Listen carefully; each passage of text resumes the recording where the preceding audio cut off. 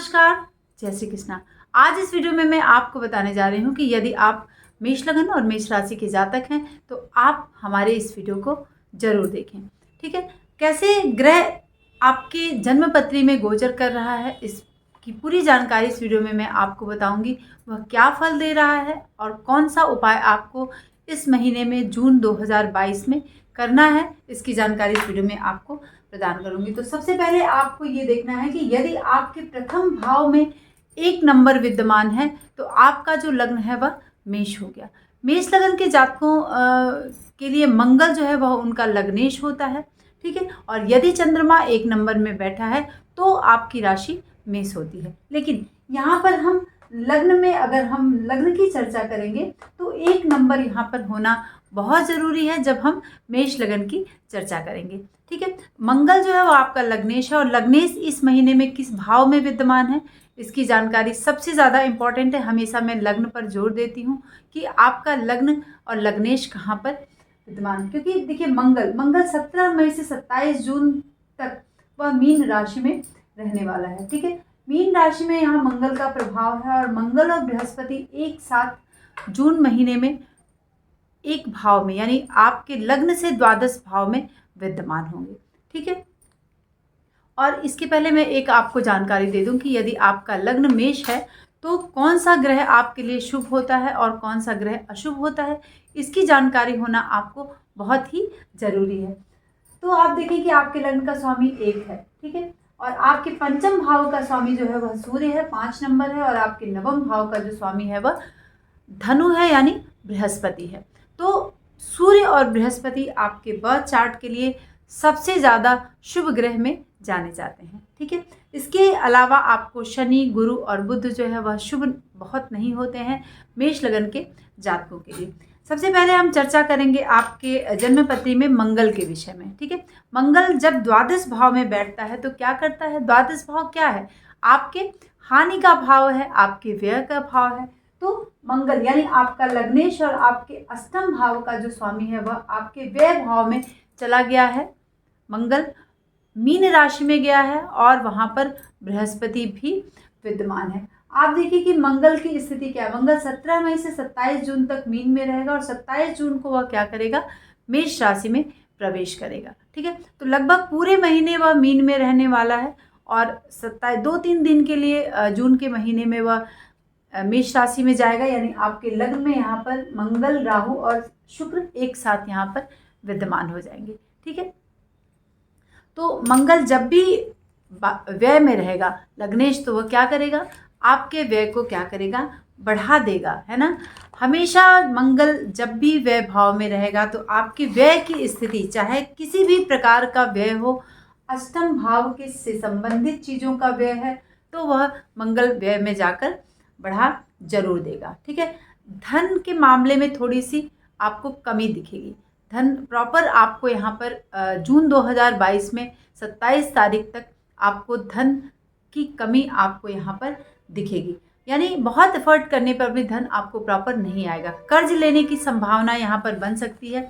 यह स्थिति आज से आपको 2-4 करना पड़ेगा। ठीक है, यदि आपकी जन्म कुंडली में शनि, अगर आप मेष लगन के जातक हैं और आपकी जन्म कुंडली में शनि अशुभ स्थिति में बैठा है, अशुभ है तो, और मंगल से संबंध बना रहा है, मंगल से संबंध बनाकर मंगल अशुभ, शनि अशुभ योग में बैठा है, तो इस समय क्या होता है? अगर कोई पहले से केस चला रहा है, अदालती मामले अगर आपके हैं तो यहाँ पर कारावास के योग बन जाते हैं। ठीक है, लेकिन आपको सबसे पहले अपना बर्थ चार्ट ध्यान देने की ज़रूरत है। स्वास्थ्य से संबंधित आपको सावधानी बरतनी है क्योंकि वह आपका लग्नेश है और कुछ कष्ट की संभावना यहाँ पर बढ़ा सकता है व्यय भाव में बैठ के। चूँकि बृहस्पति के साथ बैठा है तो थोड़ा सा इसमें कमी करेगा, लेकिन फिर भी क्योंकि बृहस्पति आपका भाग्येश और भाग्येश के साथ मंगल का संबंध बन रहा है तो अगर हम कहें कि 30 से 40% चीज़ों को संभालने की कोशिश बृहस्पति देव करेंगे, लेकिन फिर भी अगर आपके बर्थ चार्ट में भी मंगल बहुत पॉजिटिव नहीं है तो यहाँ पर आपको जून 2022 में संभल कर रहने की ज़रूरत है। अब आपको देखना है कि सूर्य की स्थिति क्या है। सूर्य आपके पंचम भाव का स्वामी है और सूर्य 15 जून को मिथुन राशि में प्रवेश कर जाएगा। ठीक है, तो वह मिथुन राशि यानी आपके पराक्रम भाव में यहाँ पर 15 जून से लेकर लगभग 1 महीने तक इसका संचरण होता है एक भाव में। और व्यय भाव में, चूँकि तृतीय भाव है तो तृतीय भाव में आपको पराक्रम के भाव में वहाँ पर सूर्य विद्यमान रहेगा। ठीक है, तो बहुत सारा आपको अगर बहुत ज़्यादा दिमाग आप लगा रहे हैं तो बहुत ज़्यादा दिमाग लगाने की ज़रूरत नहीं है। सूर्य शुभता प्रदान करेगा, सारे काम आपके बनेंगे, जल्दी जल्दी से पूरे होंगे। हो सकता है कोई अधिकार की बात आपको यहाँ पर मिले। लोगों पर आपका प्रभाव जो है वो बढ़ चढ़ कर रहने वाला है। बेरोजगार अगर आप हैं, नौकरी निश्चित से मिल जाएगी, हाँ, या फिर आप अपना कारोबार या फिर व्यवसाय शुरू कर सकते हैं। मंगल और सूर्य जो है एक दूसरे को यहाँ पर देखिए 1 2 3 4 आपका लग्नेश जो है सूर्य पर दृष्टि डाल रहा है या संबंध बना रहा है। तो अपने पराक्रम से, अपने बाहुबल से, आप अपनी बुद्धि विवेक से क्या करेंगे, इस महीने में व्यापार या फिर नौकरी की शुरुआत कर सकते हैं। आपका धनार्जन होगा, प्रवास की स्थिति बन सकती है, हो सकता है किसी ज़रूरी काम के लिए आप घर से बाहर जाएं। अब भाग्येश की स्थिति क्या है? बृहस्पति व्यय भाव में बैठा, अपने से चतुर्थ भाव में जाकर यहाँ पर मंगल के साथ संबंध बनाकर बृहस्पति देव व्यय भाव में विद्यमान है। अभी हमने आपको बताया कि व्यय भाव व्यय का भाव है, खर्चों का भाव है। ठीक है, तो मंगल तो यहाँ पर खर्चे करा ही रहा है आपके। गुरु भी आपको क्या करेगा, थोड़ी सी दिक्कत आपको प्रदान करेगा, पैसे में तंगी देगा। अब मंगल और गुरु दोनों आपको यहाँ पर आर्थिक पक्ष आपका थोड़ा सा कमजोर कर रहे हैं, इसको लेकर मन में थोड़ी अस्वस्थता की स्थिति बनी रहेगी। ठीक है, मन में स्वस्थता नहीं रहती है। अगर हम बहुत ज़्यादा सोचते हैं ना, सोचते रह जाते हैं, अच्छा पैसा नहीं आ रहा है, हमारा काम नहीं बन रहा है, आय से ज़्यादा व्यय हो रहा है, तो स्वस्थ महसूस आप नहीं करेंगे, है ना। तो ये है गुरु और सूर्य और मंगल की स्थिति। सबसे पॉजिटिव प्लैनेट जो आपके बर्थ चार्ट में है, आपके लग्न चार्ट में है, उसकी स्थिति का यहाँ पर हमने बताया। तो अंत तक अगर हमारे वीडियो को आप देखते हैं तो बहुत अच्छी तरह से आप मंथली प्रेडिक्शन समझ पाएंगे और उसके उपायों के विषय में आप जानकारी ले पाएंगे। तो यहाँ पर आपने ध्यान दिया कि मंगल क्या है, पॉजिटिव थोड़ा सा नहीं दे रहा है, साथ में आपका भाग्येश भी वहाँ पर बैठा, वो भी पैसे। अगर आर्थिक पक्ष को मजबूत करना है तो आपको मंगल और बृहस्पति के जप कर लेने हैं। ठीक है, जरूर से इनका जप करिए, जिससे कि उसकी पॉजिटिविटी आपको यहाँ पर मिल सके। अब हम चर्चा करेंगे कि सबसे जो लग्न के शुभ प्लैनेट नहीं है, यानी शुक्र, बुध और शनि।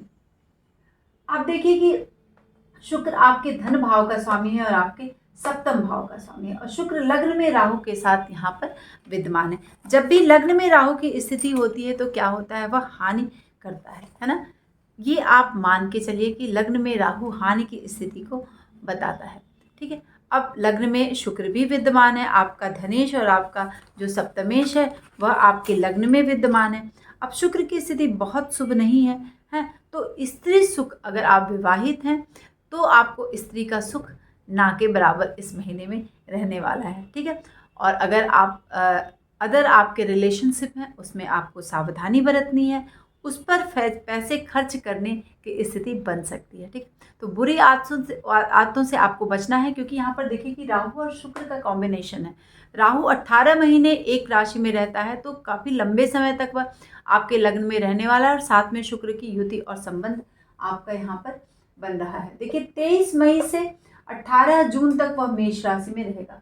18 जून तक यहाँ पर मेष राशि में है, तत्पश्चात वह वृष राशि में संचरण करेगा और बुध के साथ यहाँ पर संबंध बनाएगा। आप देखिए कि बुध आपका षष्ठेश है और आपके बर्थ चार्ट का तृतीय भाव का स्वामी है, और द्वितीय भाव में जाकर धन, कुटुंब, वाणी स्थान में बैठा। और यहाँ पर शुक्र की भी स्थिति 18 जून से लेकर 13 जुलाई तक वृषभ राशि में शुक्र और बुध एक साथ बैठेंगे। तो निश्चित तौर पर आपके अपने संबंधों में, अगर आप अविवाहित हैं, आप बच्चे हैं, है ना, मैरिज के योग्य हैं, तो भी आपको यहाँ पर सावधानी इसलिए बरतनी है क्योंकि शुक्र और बुध एक साथ आपके जन्मपत्री में कॉम्बिनेशन में द्वितीय भाव में बैठे हैं, और वह आपका सप्तमेश भी है। ठीक है, लग्न में बैठेगा, उसके बाद वह द्वितीय भाव में जाएगा, बुध से कॉम्बिनेशन बनाएगा, और वह आपका पराक्रम है, आपका शत्रु है, रोग है, ऋण है, और उसी के साथ शुक्र की युति बनेगी। तो रिलेशनशिप में बहुत सावधानी, शादी के विषय में अगर आप विचार बना रहे हैं, है ना, 18 जून से 13 जुलाई तक, तो इसमें भी आपको सावधानी बरतनी है। अदर कास्ट में रिलेशनशिप के चांसेस बनेंगे। ठीक है। तो यहाँ पर आपको सावधानी। अब आपने जाना कि शुक्र क्या प्रभाव दे रहा है और राहु से भी युति संबंध बना रहा है, तो बहुत सावधानी संबंधों में आपको बरतनी है। अब शनि की स्थिति क्या? शनि आपके दसम और एकादश भाव का स्वामी होकर एकादश भाव में विद्यमान है, ठीक है। एकादश भाव की जो स्थिति होती है शनि के लिए वो काफ़ी पॉजिटिव होती है, ठीक है। वो अच्छी स्थिति मानी जाती है, लेकिन फिर भी आपको क्या ध्यान देना है?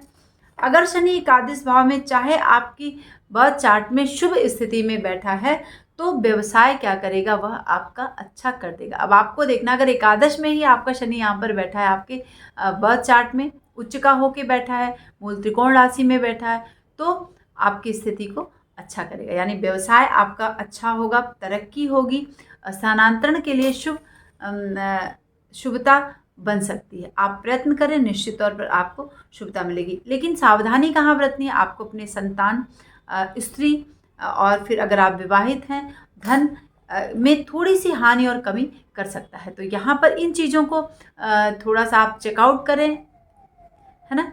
और उसके बाद से बाकी शनि आपको यहाँ पर अच्छी स्थिति में ले आएगा।